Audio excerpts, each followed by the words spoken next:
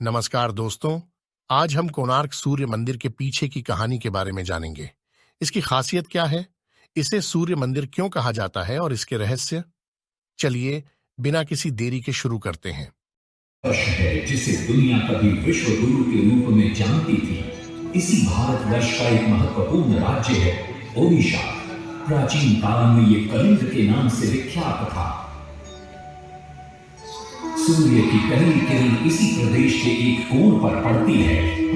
इसी स्थान पर कभी संसार का सबसे भव्य और विशाल सूर्य मंदिर बनवाया गया था। तुम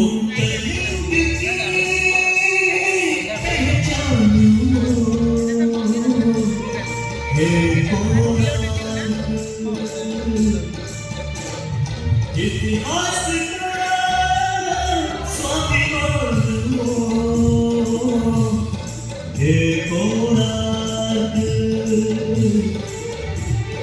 कलाकृति के मुख्य द्वार जग में, कला शास्त्र के दिग्गज पत्थर में, विश्व गुरु भारत के गौरव, आज दया के पात्र हो क्यों। कोणार्क कोणार्क कोणार्क कोणार्क। सैकड़ों साल पहले की बात है। पुरातात्विक दस्तावेज के तौर पर संग्रहित पुस्तक मादला पांजी और बाया चक्रा में उल्लेख है कि 13वीं सदी में गंगवंश के राजा लंगुला नरसिंहदेव ने इस सूर्य मंदिर का निर्माण करवाया था। नरसिंहदेव युद्ध में बड़े कुलीन और शक्तिशाली थे और मात्र 18 साल की उम्र में वे अपने पिता राजा अनंग देव की विशाल सेना के प्रधान सेनापति नियुक्त कर दिए गए थे।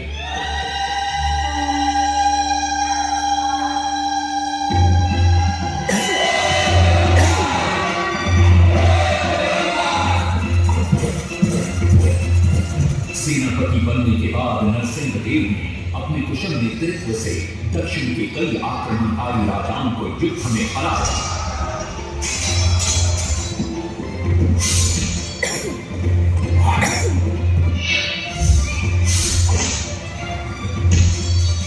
और उनके राजकोष पर कब्जा कर लिया।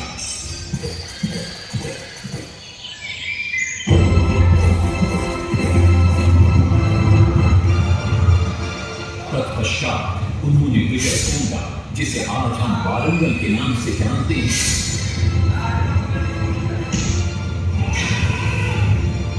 कि काकतीय वंश के राजा गणपति को परास्त किया।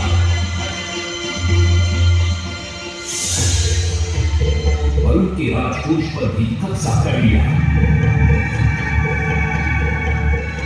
3 वर्षों तक निरंतर युद्ध के पश्चात जब वे बहुत सारी धन संपदा लेकर कलिंग लौटे तो राजमहल में उनका भव्य स्वागत हुआ।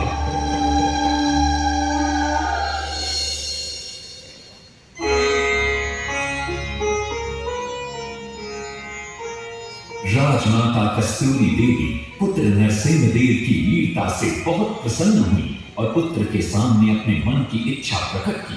कहा, तुम्हारे पिता ने शंख क्षेत्र पुरी में भगवान जगन्नाथ का भव्य मंदिर बनवाया है। मैं चाहती हूँ कि तुम पद्म क्षेत्र कोणार्क में उससे भी भव्य और विशाल सूर्य मंदिर बनवाओ। किंतु नरसिंहदेव माता से प्रति प्रश्न करते हैं, सूर्य मंदिर ही क्यों, और वो भी कोणार्क में। तब राजमाता कस्तूरी देवी बतलाती है, द्वापर युग में भगवान श्री कृष्ण के पुत्र सांब बड़े ही सुंदर और सुकुमार थे। वो नारद मुनि को चिढ़ाया करते थे। एक दिन नारद मुनि ने सांब को सबक सिखाने की योजना बनाई और उन्होंने सांब की सुंदरता की प्रशंसा कर उन्हें गोपियों के साथ जल क्रीड़ा करने को उकसाया। वहीं दूसरी तरफ भगवान श्री कृष्ण को जाकर कह दिया कि सांब अपनी मां समान गोपियों के साथ जल क्रीड़ा कर रहा है। श्री कृष्ण इस बात से बहुत क्रोधित हो जाते हैं और वे सांब को श्राप दे देते हैं, जिस सुंदरता का तुम्हें अभिमान है वो तत्क्षण नष्ट हो जाए। सांब को कोढ़ हो जाता है। जब सांब राजमहल लौटते हैं और मां जाम्ब देवी को ये पता चलता है कि पिता श्री कृष्ण के श्राप की वजह से सांब की ये अवस्था हुई तो सारी रानियां क्रोधित हो जाती हैं। नारद जी को बुलाया जाता है। वे रोग मुक्ति का उपाय बतलाते हैं। वे कहते हैं सूर्य की पहली किरण ऊढ़ देश के एक कोण पर पड़ती है जिसका नाम कोणार्क है। शाम को वहीं जाकर सूर्य की आराधना करनी होगी।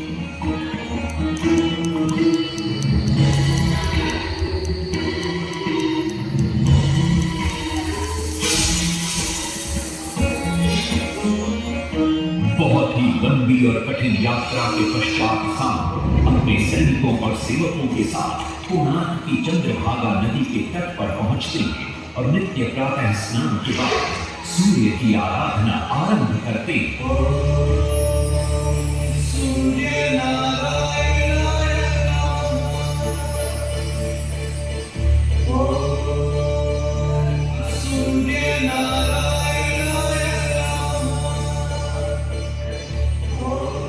अन्न जल त्याग कर 12 साल की कठिन तपस्या के बाद सूर्य देव प्रसन्न होकर प्रकट होते और सांब को रोग मुक्त होने का वरदान देते। पुत्र, आज रात्रि के चतुर्थ प्रहर में स्नान करते समय नदी के तल में तुम्हें एक वस्तु मिले, वो मेरा ही प्रतिरूप होगी। उसका स्पर्श पाते ही तुम इस कोढ़ रोग से मुक्त हो जाओगे।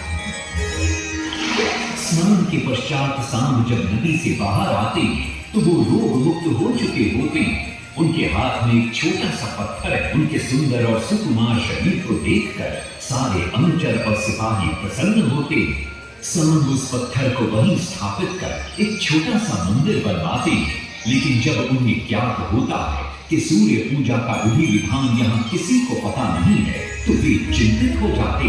वे ध्यान में बैठते। सूर्य देव पुनः प्रकट होते और सांब के पूछने पर बतलाते कि दूर पश्चिम में साक्य देश के मादा ब्राह्मण पूजा की विधि विधान जानते हैं। सांब साक्य देश की ओर निकल पड़ते हैं जो आज का ईरान है।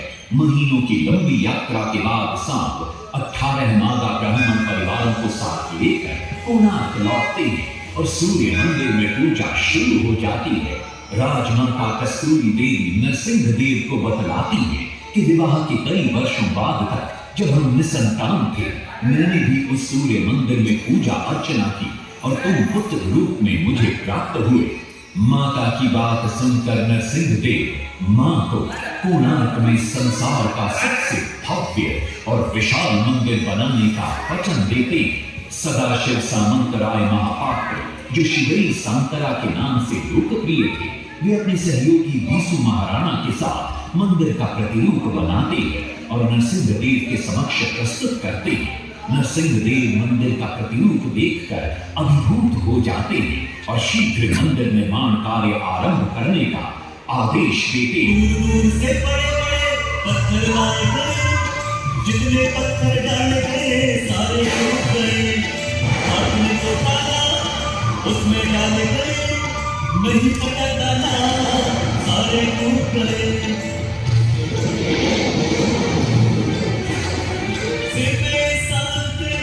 हुए परेशान किसी भी मंदिर बने, सिर्फ साथ हुए परेशान किसी भी मंदिर बने। एक दिन वे चिंतामग्न कोणार्क लौट रहे थे, तभी उन्हें प्यास महसूस हुई। उन्हें पास ही में एक कुटिया दिखाई पड़ती है जहाँ एक बूढ़ी औरत से उनकी भेंट होती है। शिवई सांतरा पानी मांगते हैं। बूढ़ी औरत पानी के साथ गरम गरम भोजन भी लेकर आती है। वे थाली के बीच में हाथ डालते हैं जिससे उनका हाथ जल जाता है। तब वो बूढ़ी औरत मुस्कुराकर कहती है, तुम तो शिवई सांतरा की तरह बीच से भोजन उठाकर खा रहे हो। ये सुनकर शिवई सांतरा को अपनी भूल का एहसास होता है। माता रामचंद्री ने उपाय सुझाया, समझे शिवई सांतरा।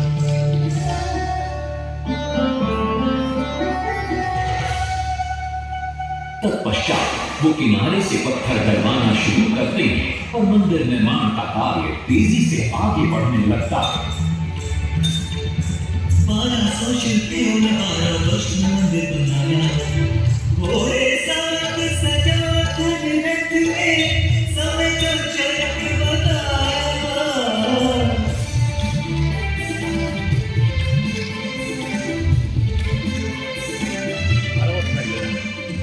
तरफ कलिंग के उत्तर के राज्यों के नवाबों के बार बार राज्य पर आक्रमण हो रहे थे। इन आक्रमणों से क्रोधित होकर नरसिंह देव अपनी विशाल सेना को लेकर युद्ध के लिए निकल पड़े।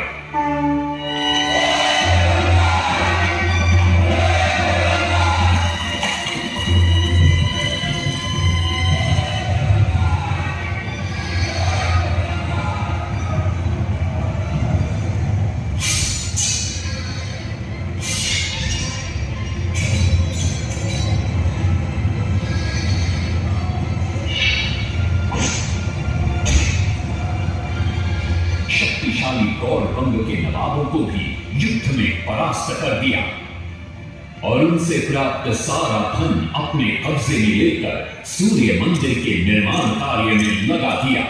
1200 कारीगरों के अथक प्रयास से 12 साल बाद विशाल और भव्य सूर्य मंदिर बनकर तैयार हुआ। उस समय के लोगों में वास्तुशास्त्र, ज्योतिष शास्त्र और खगोल शास्त्र का जो ज्ञान था, उसे देखकर आज के बड़े बड़े वैज्ञानिक भी आश्चर्यचकित रह जाते हैं। कई प्रयासों के बाद भी मंदिर के गुंबद पर कलश स्थापित नहीं हो पा रहा था। क्रोधित नरसिंह देव ने आदेश दिया कि कल प्रातः काल तक यदि कलश स्थापित नहीं हुआ तो सबके सर धड़ से अलग कर दिए जाएंगे। सभी शिल्पकार घोर चिंता में डूब जाते हैं।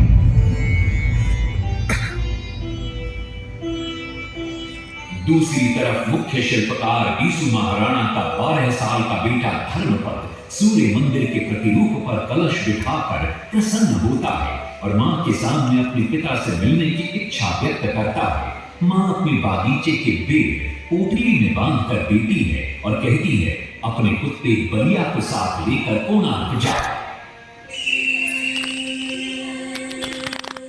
बलिया अपने मालिक को पहचान लेता है और बीसू महाराणा से निपट जाता है। धर्मपद अपने पिता को प्रणाम करता है और अपना परिचय देता है। सबको चिंता में देखकर वो अपने पिता से इसका कारण पूछता है। कारण जानकर धर्मपद कहता है, अगर आप आज्ञा दें तो मैं मंदिर के गुंबद पर कलश स्थापित कर सकता हूं। शिवे सांतरा धर्मपद को अनुमति दे देती।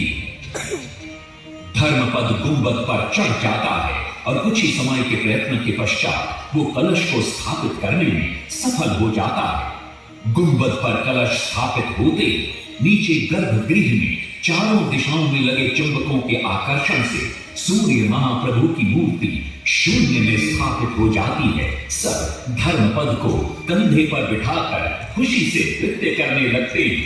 तभी कुछ कारीगर इसका विरोध करते हुए कहते हैं, अगर सुबह राजा को ये पता लग गया कि इस बच्चे ने कलश को स्थापित किया है तो किसी का बचना संभव नहीं है, इसलिए धर्मपद को मरना होगा। इस बात से शिवे सांतरा बड़े क्रोधित हो जाते हैं। भीषण वाद विवाद छिड़ जाता है। ये सब देखकर धर्मपद गहरी चिंता में पड़ जाता है और वो सोचता है कि यदि मेरे जीवित रहने से इन सब का सर काट दिया जाएगा तो इससे अच्छा है कि मैं आत्म बलिदान कर दूं ताकि सबके प्राण बच जाएं। और उसी पल धर्मपद नवनिर्मित सूर्य मंदिर के शिखर पर चढ़ जाता है।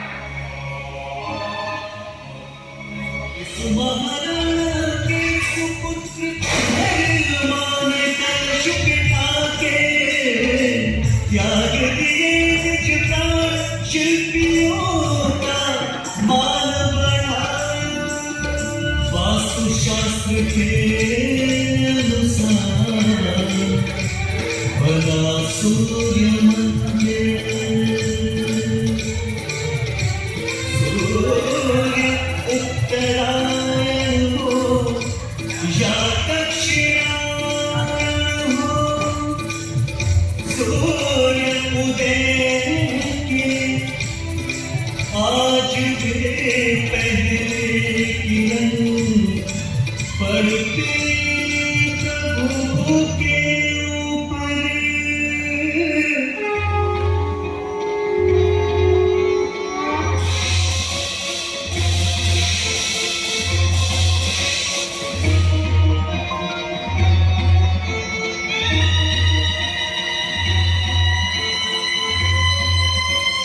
तभी वहां नरसिंह देव भी आ पहुंचते हैं।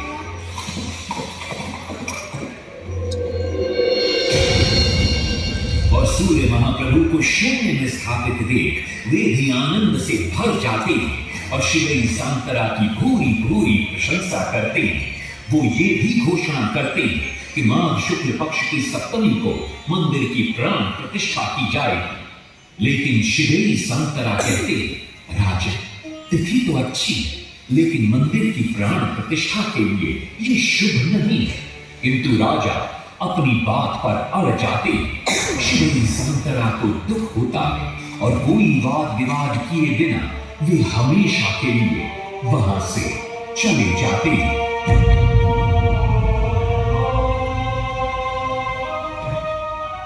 पूर्व निर्धारित तिथि पर मंदिर की प्राण प्रतिष्ठा संपन्न होती है।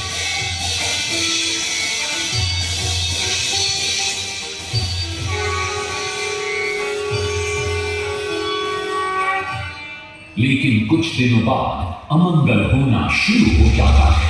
सबसे पहले विराट सिंह की मूर्ति नीचे आ गिरती है। तत्पश्चात मंदिर की शिलाओं का गिरना भी शुरू हो जाता है। नरसिंहदेव को अब समझ में आता है कि शिवई सांतरा का कहना सही था, लेकिन देर हो चुकी थी। बहुत साल बाद मंदिर के आसपास जंगल उगाए और ये मंदिर घने जंगलों के बीच छुप गया। जब अंग्रेजों ने जंगल के बीच इस मंदिर को देखा तो उन्होंने इसका पुनरुद्धार किया। आज आप उसी विशाल मंदिर के भग्नावशेष देख रहे हैं। ये है इस प्रसिद्ध मंदिर की कथा। अब इस कथा में कितनी सत्यता है और कितनी कल्पना है, ये तो किसी को नहीं मालूम,